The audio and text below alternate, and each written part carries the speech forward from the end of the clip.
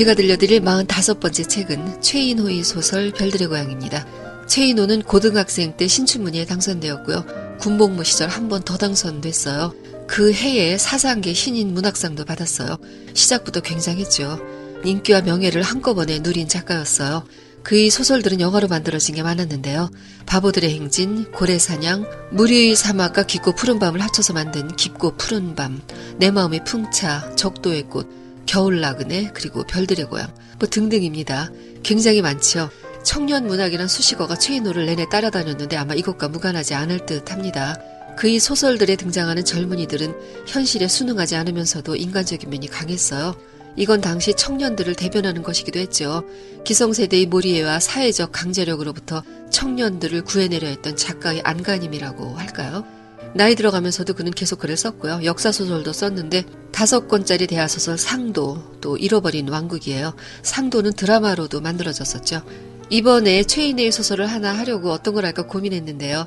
최인호 하면 떠오르는 게 바로 별들의 고향 아닐까 해서 이걸로 정했습니다. 별들의 고향은 신문 연재의 소설이었고요. 1년 동안 연재됐는데 이것 때문에 신문 구독량이 느렸다는 말도 있었어요. 별들의 고향은 당시로서는 파격적인 소재였으므로 이게 최인호에게 마이너스가 되었을 수도 있다는 생각이 솔직히 들어요. 인터넷을 검색하면 영화의 선정적인 사진들만 나오는데요. 그래서 아쉬운 건요. 영화 별들의 고향은 영화로, 소설 별들의 고향은 소설로 존재했으면 합니다. 70년대 초를 배경으로 한 이야기, 우리에게 이런 소설이 있다는 건 감사한 일이죠. 그러면 이야기를 시작하겠습니다. 주인공은 2명인데요. 그중 한 명의 이름은 오경아입니다. 그녀의 아버지는 강원도 어느 시골 기차역에 근무했어요. 어머니는 그 부근에서 꽤 알려진 양조장집 딸이었고요. 두 사람은 그 시절에 흔한 결혼 풍습인 중매 결혼이 아니라 연애 결혼을 했어요. 어머니는 어렸을 때부터 기차가 지나갈 때마다 막연히 저 철도가 끝나는 곳에 바다가 있거나 찬란한 도시가 있을 거라고 생각했어요. 기차를 취급하는 역부였던 아버지와의 결혼은 그것과 무관하지 않았을 것이었죠. 어머니는 완행열차만이 서는 간역에서 일하는 아버지에게서 낯선 지방에서 묻어오고 낯선 지방으로 흘러가는 도시 냄새, 바람 냄새, 미지 세계에 대한 그리움을 충족시켰어요. 경아는 맏딸이었고 3살 아래 남동생도 하나 있었어요. 초등학교 2학년 때 아버지가 서울로 전근을 가게 됐고 일가족은 서울로 이사했어요. 영등포 근처에 새방을 얻었고 그 무렵이 그녀의 집이 가장 행복하던 시절이었어요. 경아의 학교 성적은 10등에서 20등 사이를 오락가락했는데 어쩌다가 10등 안에 들면 아버지는 상으로 예쁜 옷을 사주었어요. 그는 착실하게 영무원으로 근무했지만 월급이 많지는 않아서 어머니는 경제적으로 무능력한 남편을 드러나게 경멸했죠. 경아는 어머니보다 아버지를 더 좋아해서 나중에 아버지 같은 사람과 결혼을 하겠다고도 생각했었어요. 아버지는 교육에 대한 정열이 굉장해서 학부형 회의 때는 야근을 했음에도 간혹 참석을 했었고요. 담임 선생님에게 김장철 배춧값을 사례로 보낸 적도 있었어요. 경아는 노래를 굉장히 잘했고요. 학년이 올라갈수록 예뻐졌는데 애써 꾸미지 않아도 눈에 띄게 예뻤어요. 쫓아오는 남학생들도 많았고 버스 안에서 책가방 속에 연애 편지를 몰래 넣는 학생도 있었지만 그녀는 눈도 돌리지 않았어요. 사복을 입고 미성년자 불가 영화를 보러 가는 애들도 많았지만 경아는 절대 그러지 않았습니다. 넉넉한 집안은 아니었지만 행복하고 순탄할 듯 보였던 그녀의 인생에 그림자가 들이오기 시작한 건 고등학교 3학년 때였어요. 평소 혈압이 높던 아버지가 갑자기 세상을 떠나고 말았습니다. 슬픔 속에 아버지를 보내고 남은 고등학교 시절은 내내 우울했어요. 어머니는 집을 팔아 작은 집으로 옮기면서 식료품 가게를 냈습니다. 어머니의 반대를 무릅쓰고 그녀는 대학을 가겠다고 고집부렸고요. 여자대학의 성악과에 합격했어요. 어머니는 7부 이자로 돈을 꿔서 입학금을 마련했고 경아는 대학생이 되었습니다. 옷을 사입을 형편이 아니어서 수수한 스커트와 브라우스에 머리를 예쁜 손수건으로 맸을 뿐이었지만 그래도 눈에 띄게 예뻤어요. 남학생들이 데이트 신청이 끊이지 않았지만 경아는 연애를 하지 않았고 가정교사 일에 매달렸어요. 그녀는 천성적으로 밝았고 낙관적이어서 몸도 마음도 건강했어요. 골치 아픈 일이 그녀 주위에 널렸지만 그 밝음으로 이겨냈습니다. 하지만 아무리 열심히 가정교사를 해서 돈을 모아도 2학기 등록금을 마련할 수는 없었고 결국 6개월 만에 대학생활은 끝나고 말았어요. 학교를 그만두었을 때 일주일 동안 울었고 이제 인생이 끝난 듯 죽음도 생각했었지만 열흘이 지나자 눈물을 닦고 다시 일어섰어요. 경아는 취직을 했어요. 조그만 무역회사의 격리 직원이 되었습니다. 월급을 타면 무리하게 적금을 들었고 어머니 바람대로 집안 살림에 보태느라 그녀 자신에게 쓸 돈은 거의 없었어요. 그 흔한 커피 한 잔도 마시지 않고 깍쟁이처럼 살았죠. 그녀의 즐거움은 퇴근 후 혼자 걷는 거였는데 어둠이 깔린 번화가는 풍요로운 느낌이었어요. 간혹 비상금을 털어서 혼자 유부국수를 사 먹거나 재개봉 극장에서 영화를 보는 건 그녀만의 작은 사치였죠. 이제 경아는 첫 연애를 하게 됩니다. 강영석이라는 영업부 직원인데 그는 가부를 자주 부탁했고 자연히 격리부에 있던 경아와 친해지게 되었어요.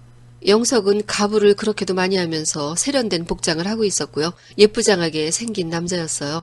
회사에서는 여사원들에게 농담을 잘했고 회식 때는 웃긴 이야기를 해서 시선을 집중시켰어요. 그가 일방적으로 따라다녔고 경아는 싫지 않은 느낌으로 만나다가 연애를 하게 되었죠. 그녀는 자기가 영석을 너무나 사랑하고 있다는 걸 깨달으며 모든 것이 새로운 느낌으로 바뀌었고 행복했어요. 영석도 그녀를 사랑했는데 둘은 조금 달랐어요. 경아는 자신이 그를 위해 존재하는 것처럼 모든 것에 그를 우선으로 놓았지만 영석은 그녀는 이미 자신의 것이 되었으니 함부로 해도 좋은 편하고 마음 놓이는 존재로 생각했어요. 경아는 임신을 했고 중절 수술을 합니다.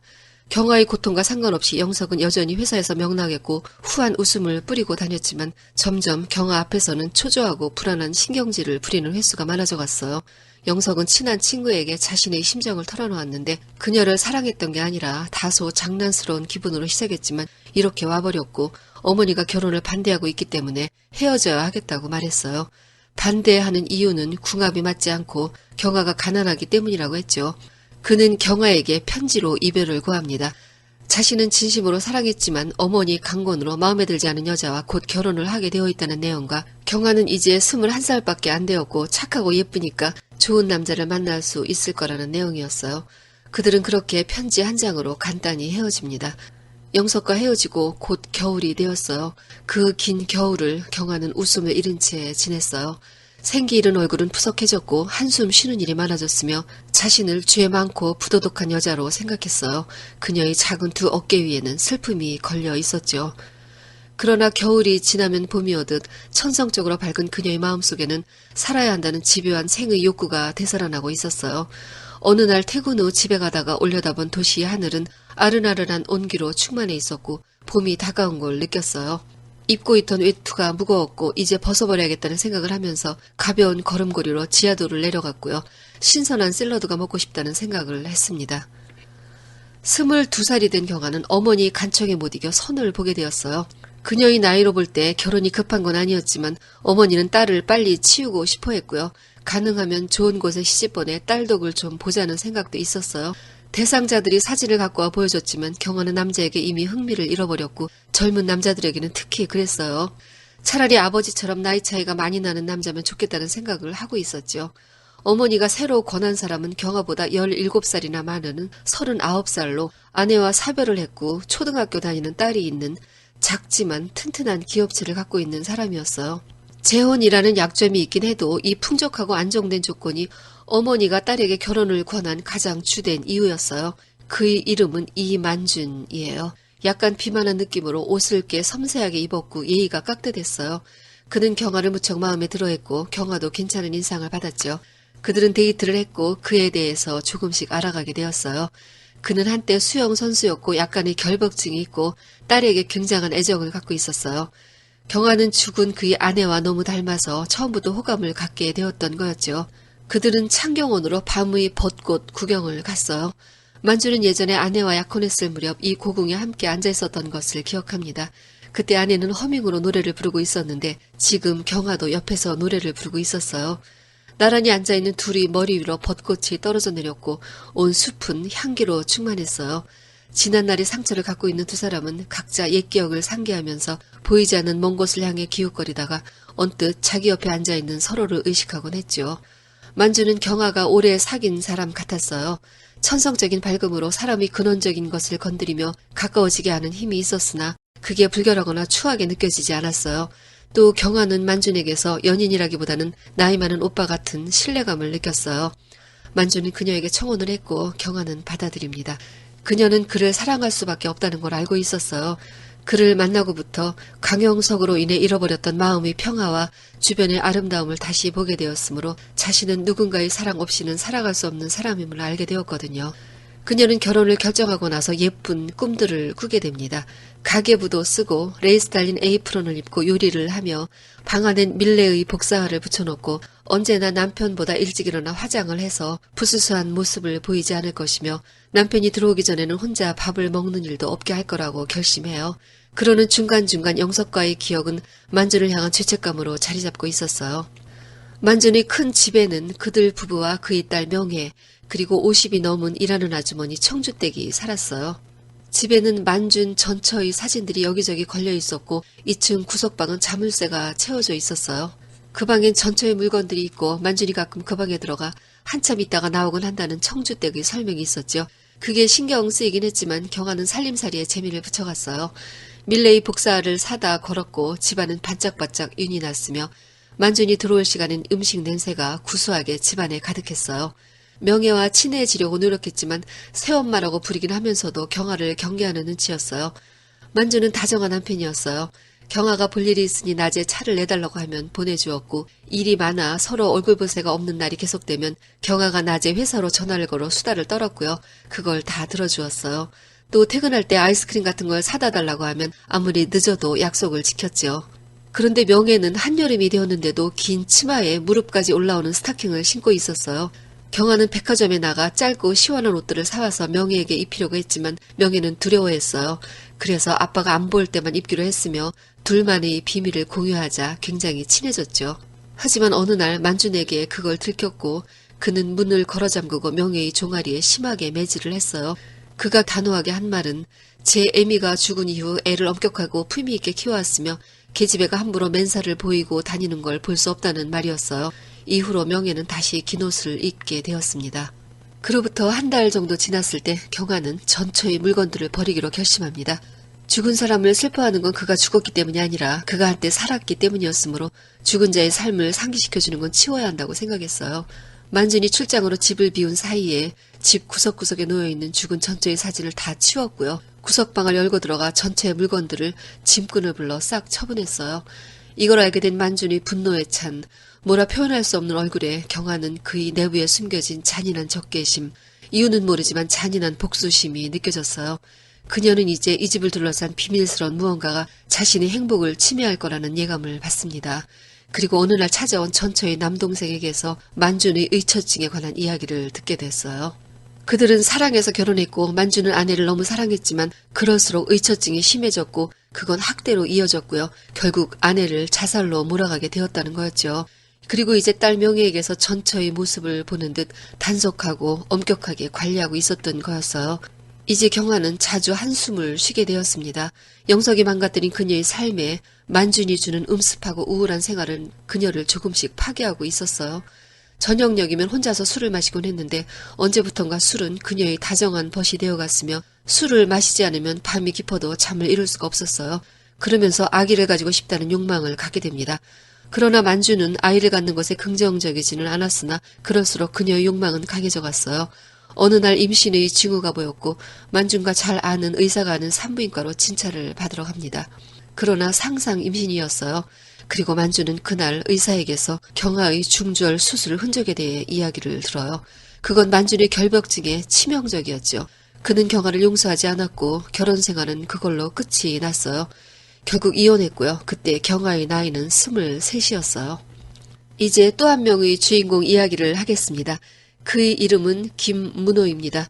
문호는 미술을 전공했고 재학 중 재능을 인정받으며 모든 사람들이 기대를 한 몸에 받았어요. 그의 부모님은 시골에서 제법 큰 농사를 짓는데 나름 여유가 있는 편이어서 그가 서울로 대학을 가게 되었을 때 이제 서울 사람이 되는 거라면서 작은 아파트를 하나 사주었어요. 문호에게는 혜정이라는 여자가 있었죠. 그녀는 약학과를 다녔고요. 문호가 나이 들고 사귄 유일한 여자였어요. 문호는 그녀를 지독히 사랑했지만 혜정은 문호에게 우리는 아주 친한 친구 사이라고 항상 못을 박았어요. 문호가 군 복무 중일 때 예고도 없이 그를 면회왔었고 그 애가 가기 전에 자기는 약혼할 거라는 말을 했어요. 제대를 하고 복학했을 때 혜정이 파혼을 했고 지금 결혼하지 않은 채 조그만 약국을 운영하고 있다는 말을 들었어요. 혜정을 찾아갔는데 그녀는 그를 어제 본 듯 반갑게 맞아주었으나 가을쯤 결혼할지도 모르겠다는 말을 했습니다. 그녀는 만날 때마다 늘 약혼을 한다거나 결혼을 하게 되었다는 이야기를 하고 있었죠. 문호는 졸업 후 광고회사에서 미술 디자인을 해보았지만 출근한 지 일주일 만에 집어치웠는데 광고주가 요구하는 감각적인 디자인을 발견할 수가 없어서였어요. 또 제약회사 선전부에도 근무했었지만 역시 마찬가지 이유로 일주일 만에 집어치웠어요. 가끔 연극 무대 장치를 해서 술값을 벌기도 했지만 그림을 그린다고 아파트에 처박혀 이도저도 아니게 살면서 한 달에 한 번 부모님이 보내주는 생활비로 살고 있었어요. 부모님의 기대를 담은 편지를 받을 때마다 죄스러웠지만 자신의 힘으로 벌어서 생활을 하기엔 능력이 결핍되어 있었죠. 점점 모든 것에 자신이 없어져 갔고요. 그가 할 수 있는 일이라고는 눈 뜨면 먹고 무언가 화판에 끄적거리고 술을 마시고 창녀를 찾아 사창가를 기웃거렸어요. 나이 30에 철저한 무능력자로 살아가고 있었으며 그의 젊음은 아무것도 하지 않아 두텁게 이끼가 끼어가고 있었어요. 그즈음 그는 경아를 만납니다. 이제 경아는 24살이었고 술집에서 일하고 있었어요. 그녀는 진한 화장을 하고 있었으나 귀엽고 예쁘고 순수해 보였죠. 그들은 몇 번 만남의 인연이 있었고 문호의 집에 한두 번 왔다 갔다 하게 되었다가 어느 날 경아가 트렁크를 끌고 들어와 함께 살게 되었어요. 경아는 살림 솜씨도 있어서 난장판이던 집안은 정리가 되었고 황폐하던 그의 집은 온기가 배기 시작했죠. 그녀와 밥을 먹으면 수십 년을 같이 살아온 듯한 편안함이 있었고 설거지를 하며 그녀가 부르는 노랫소리는 아름다웠어요. 문호는 감미롭고 평화로운 안도감을 느낍니다. 그리고 오랫동안 잊혀졌던 그림의 욕망이 꿈틀대면서 불붙기 시작했어요. 그동안 술을 마시거나 거리를 돌아다니면서도 마음 한구석에는 쉴 새 없이 그림을 그려야 한다는 욕망이 자리 잡고 있었죠. 그는 경화를 안치고 스케치를 시작했어요. 모든 사물은 그냥 눈으로 볼 때보다는 붓을 들어 그림을 그리려고 볼 때 비로소 뚜렷했고 첨예한 의식은 눈을 찌르는 듯했어요. 그 대목을 읽어드릴게요. 비로소 나는 경화에게서 막연한 느낌이 아닌 구체화된 이미지를 느끼기 시작하였다.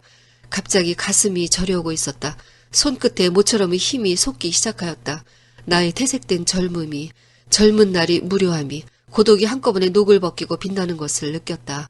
나는 그릴 수 있다고 생각하였다. 저 조그만 여자애로부터 구원을 받았다고 생각하였다.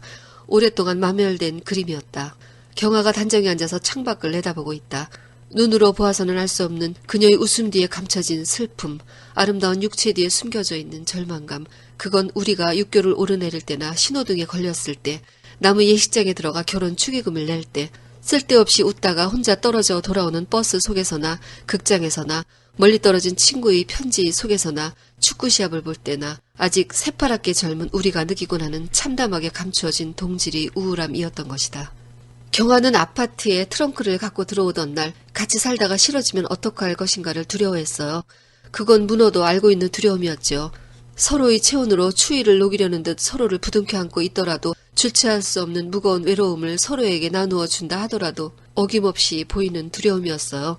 피어나는 꽃잎에서도 이미 지는 모습을 알고 있듯이 부정하려 해도 떠오르는 건 헤어질 때의 슬픔임을 그들은 젊은 나이에 충분히 알고 있었죠.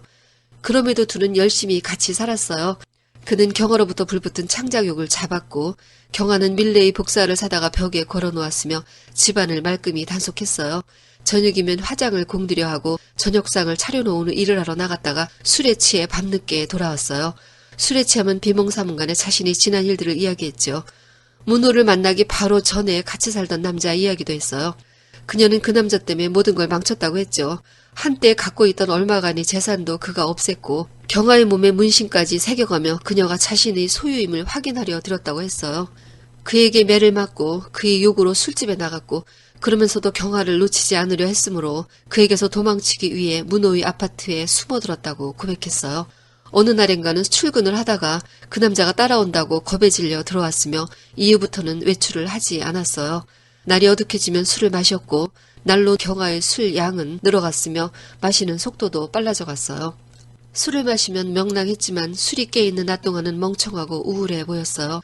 그런 경아가 가엾어서 10잠에 한 쌍을 사다 주었는데 이후로 경아는 늘 그 새장 앞에 붙어앉아 시간을 보냈죠.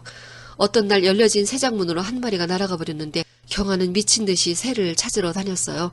결국 찾지 못하자 남은 새 한 마리가 목신 소리로 짝을 찾아 우는 소리가 듣기 싫다고 새장째 사온 가게에 넘겨주고 말았어요.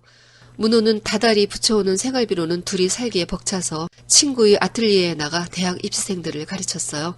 경아의 우울은 점점 깊어져갔고 희극 영화를 보든 비극 영화를 보든 울었고 아무것도 안 할 때도 가끔 울었어요. 어느 날부턴가 문호는 자신에게 있어서 경아가 어떤 존재인가를 생각하기 시작했어요. 그녀를 불행하게 만들었던 남자들이 자신이 이기주의로 한때 사랑을 했으면서도 그녀를 떠났듯 자신도 그런 존재 아닌가 생각합니다.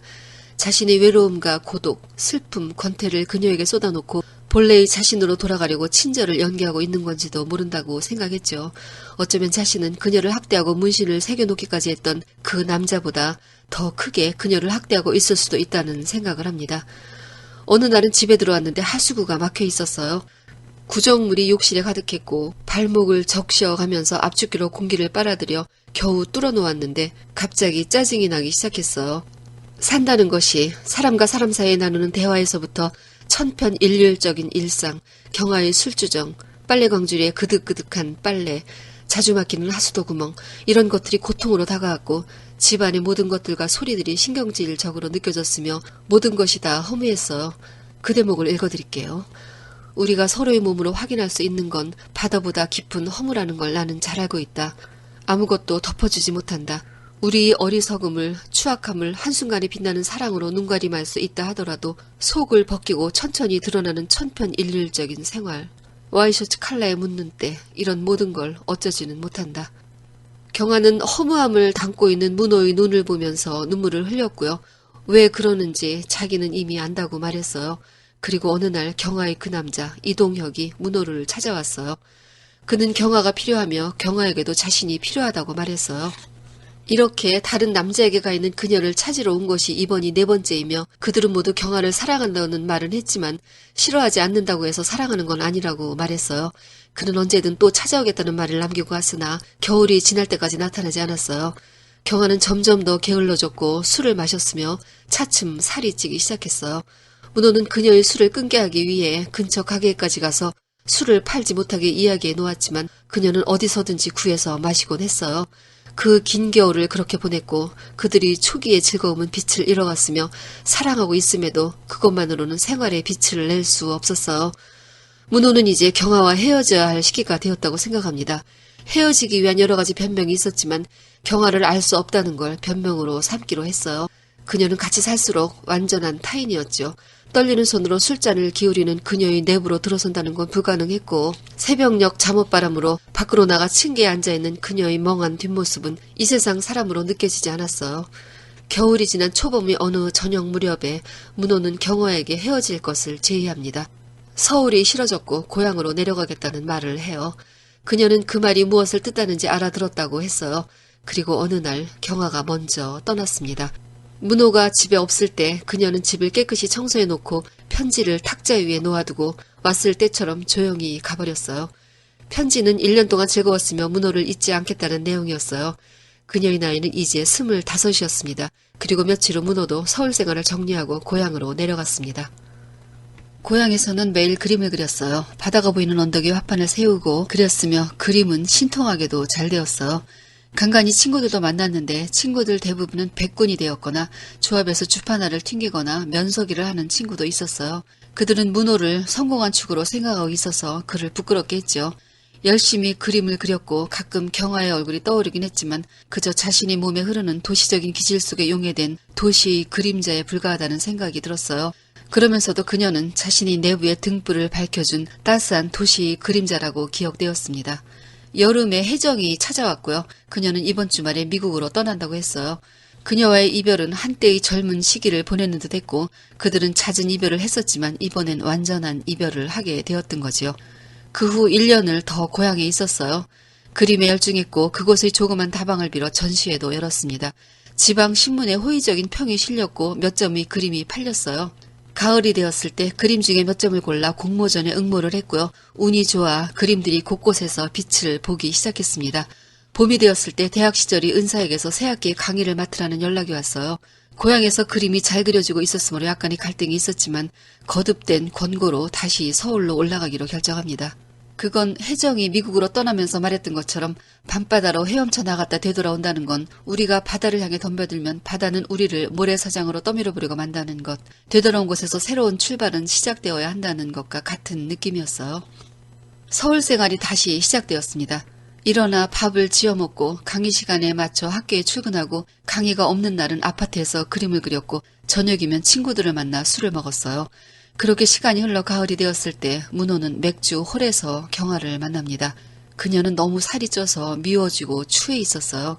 짙은 화장은 땀으로 뒤범벅되어 있었고요. 맑고 투명하던 목소리는 쉬어 있었어요. 그녀는 심하게 취해 있었지만 문호를 알아보았죠. 경아는 이제 26살이 되어 있었어요. 주머니에 있는 돈을 다 꺼내 그녀에게 주었고 곧 다시 찾아오겠다는 말을 했지만 그 겨울이 다가도록 찾아가지 않았어요. 그녀는 이미 가슴에서 잊혀진 여자였어요. 그저 막연히 어디론가 떠나고 싶은 퇴색된 청춘의 그림자에 불과했죠. 시간은 계속 흘러갔고 문호는 점점 예의 바르고 신중한 행동을 골라서 하였으며 바쁘지 않으면서도 시계를 자주 들여다보고 적당한 거짓말, 적당한 웃음, 타인과의 악수, 숨어 사는 타인에 대한 비난, 이 모든 것에 익숙해져 가고 있었어요. 생활이라는 것이 다가왔고 가끔은 눈이 서글서글한 여인과 결혼하여 별탈 없이 생활을 꾸며야 한다는 생각도 하게 되었습니다. 그리고 그의 연말에 경아의 그 남자 이동혁이 찾아왔어요. 그는 경아를 이제 돌려주겠다고 했어요.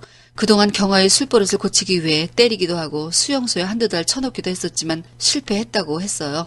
이제 더는 지쳐서 경아를 떠나기로 했다면서 그녀가 있는 곳을 가르쳐 주었습니다. 그녀는 도시의 변두리 술집에 있었어요. 경아는 더 추해져 있었고 살이 너무 많이 쪄서 턱의 주름이 심하게 겹쳐 보였고 목소리는 탁하고 우울했어요. 그날은 12월 30일이었고 경아는 문호에게 내일이면 자기는 27살이 된다고 말했어요. 경아가 데려간 그녀의 방은 너무 작았어요. 도배지는 낡았고 가구도 없이 철제 캐비넷 하나가 전부였죠. 그녀를 보고 있는 문호의 가슴 속에 분노와 절망감과 슬픔이 자꾸 치솟았습니다. 그녀는 죽으면 초봄의 노랑나비가 되고 싶다고 했으며 얼마 전에 엄마가 보고 싶어서 편지를 보냈는데 되돌아왔다는 말도 했어요. 경아는 잠이 들었고 그는 그녀를 위해 준비해둔 돈을 남겨두고 그곳을 나왔습니다. 다시 시간이 더 흘렀고요. 그해 초겨울이 되었고 문호는 경찰이 연락을 받았습니다. 수면제 과용으로 죽은 젊은 여자의 가방에서 그의 연락처가 나왔고 그래서 연락했다는 거였어요. 경아는 길거리에 쓰러져 있었고 방범대원이 발견했다고 했어요. 문호는 경아의 시신을 인수하였습니다. 그녀가 언젠가 자신이 죽으면 화장을 해주면 좋겠다고 했던 말을 기억하고 화장을 하기로 합니다. 경아의 장례식은 월요일이었어요. 가족을 찾을 수가 없어서 그는 혼자 모든 걸 합니다. 가마 속으로 들어가기 직전에 본 경아의 창백한 얼굴은 마치 또 하나의 자신이 누워있는 듯한 자화상을 본 듯했어요. 이제 점점 잊어가는 젊음이 경아의 시신과 함께 누워 있었어요. 한강으로 가서 재를 뿌렸고 경아의 뼈를 아는 강은 너울너울 흘러가고 있었어요. 그때 노랑나비 한 마리가 흰 눈발 사이로 돌연 솟아오르는 환영을 문호는 보았습니다. 그날 밤 그는 술을 마셨고요. 다음 날 아침 일어나 느릿느릿 커피를 마시고 넥타이를 매고 강의 내용을 한번 점검한 후 출근을 했습니다. 길에는 쌓인 눈이 햇살을 받아 빛나고 있었어요. 소설은 여기서 끝입니다. 지금의 정서로 볼 때 경아 같은 여자는 의지가 약하다거나 태폐적인 사고를 가진 인물로 평가될 수 있어요.